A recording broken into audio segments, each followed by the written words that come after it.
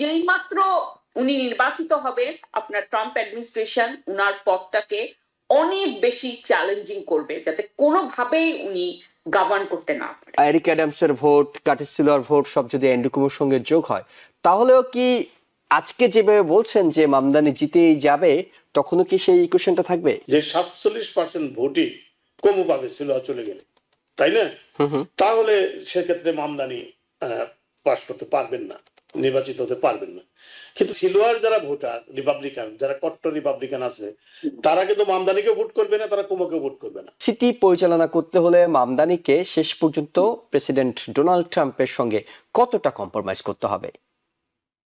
আচ্ছা, প্রথম কথা বিতর্কের কথা বলি, খুবই লাইভলি বিতর্ক, এবং এখানে এই বিতর্কে আপনার মামদানির কোনো ক্ষতি তো হয়নি, বরং আরো হয়তো উনি এগিয়ে গেছেন।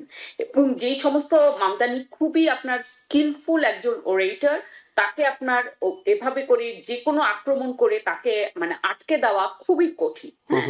আরেকটা যে জিনিসটা মামদানির পক্ষে যায়, উনি অন্য ক্যান্ডিডেটের তুলনায় he comes across as someone authentic, তো সেটার কিন্তু অনেক আপনার ভ্যালু আছে।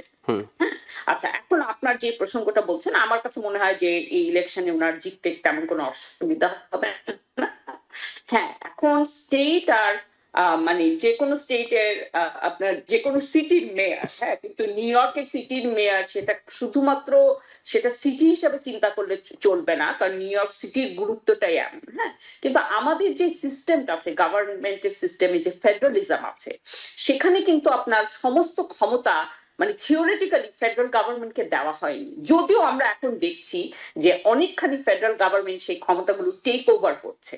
তারা অনেকখানি, আমি বলবো, কনস্টিটিউশনকে অগ্রাহ্য করে আপনার বিভিন্ন মানে সিটির কথা, যেটা একটু আমি আগে বলছিলাম, শিকাগো, পোর্টল্যান্ড, এলএ, এসব জায়গায় আপনার মিলিটারি পাঠাচ্ছে, এগুলো কিন্তু অগ্রাহ্য করছে লোকাল গভর্নমেন্টের ক্ষমতা। এখন আরেকটা জিনিস কিন্তু ডিপেন্ড করবে যে মেয়র হওয়ার পরে গভর্নরের কতটা উনি সাপোর্ট পান, কারণ অনেক কিছু আছে যে আপনার একটা সিটির জন্য সেটা স্টেট অনেক বেশি কন্ট্রোল করে ফেডারেল গভর্নমেন্টের থেকে অনেক বেশি, কিন্তু তারপরেও ফেডারেল গভর্নমেন্টের যে ক্ষমতা সেটা তো অস্বীকার করা যায় না। কিন্তু আমি এটা বলবো যে কম্প্রোমাইজ করতে হবে সেরকম না, কিন্তু আপনার উনাকে অনেক বেশি কি বলবো মানে স্ট্র্যাটেজিক হতে হবে, যাতে সমস্ত জিনিস নিয়ে ট্রাম্পের সাথে আপনার কোনো সংঘর্ষ না হয়। কিছু কিছু জিনিস যেগুলো অনেক আপনার কি বলবো মানে একদমই আদর্শগত জায়গা, সেখানে হয়তো সেই সংঘর্ষ মানে সেটাকে রোধ করা যাবে না, কিন্তু সবকিছুতে যদি সংঘর্ষ হয় তাহলে উনি কিন্তু গভর্ন করতে পারবে না।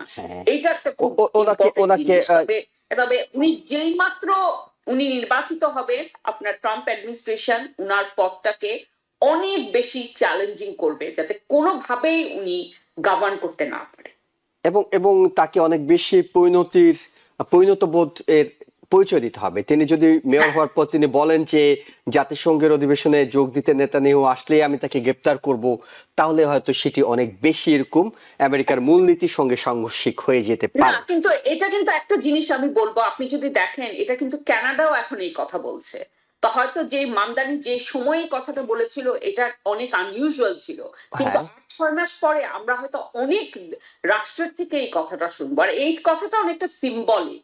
আমার কাছে মনে হয় না এই কথাটা তেমন কোনো গুরুত্ব আছে।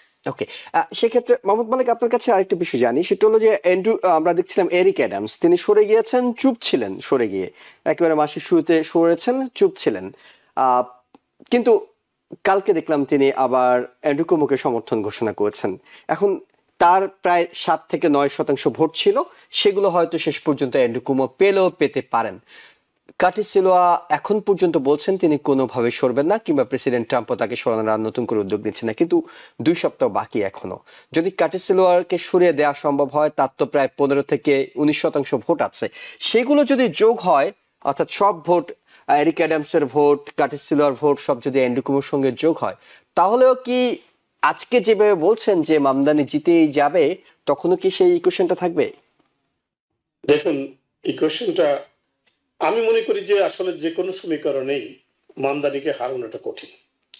তার কারণটি হলো যে সর্বশেষে জরিপ আছে, যে সার্ভে যেটা আছে সেখানে বলে দিয়েছে যে মামদানির ভোট আছে 43.2%, আর কুমো এবং সিলোয়া দুজনের মিলিত ভোট হলো 47%। আচ্ছা, এখন 47 আর 43 এই হলো এখনকার অবস্থা। তো এই যে এই মানে এরিক অ্যাডামসের যে 9% ভোট ছিল সেটা কিন্তু এর মধ্যেই চলে আসছে, হয় কিছু ভোট 43%-এর মধ্যে চলে আসছে, কিছু ভোট এই কোমো এবং সিলোয়ার মধ্যে চলে আসছে। তার মানে আলটিমেটলি হলো এখন 43 আর 47। এখন আমি যদি ধরি যুক্তিতর্কের খাতিরে যে 47% ভোটই কোমো পাবে সিলোয়ার চলে গেলে, তাই না? তাহলে সেক্ষেত্রে মামদানি পাশ করতে পারবেন না, নির্বাচিত হতে পারবেন না।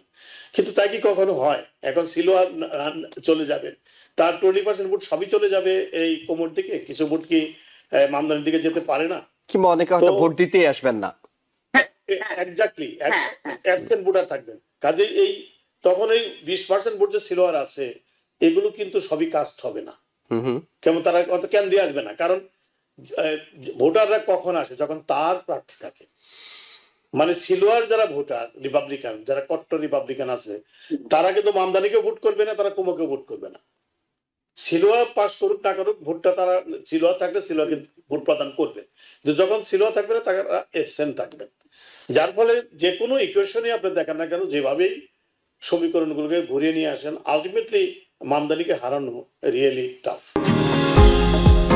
নিউ ইয়র্ক থেকে সম্প্রচারিত TVN 24 টেলিভিশন বিশ্বজুড়ে বাঙালির কণ্ঠস্বর।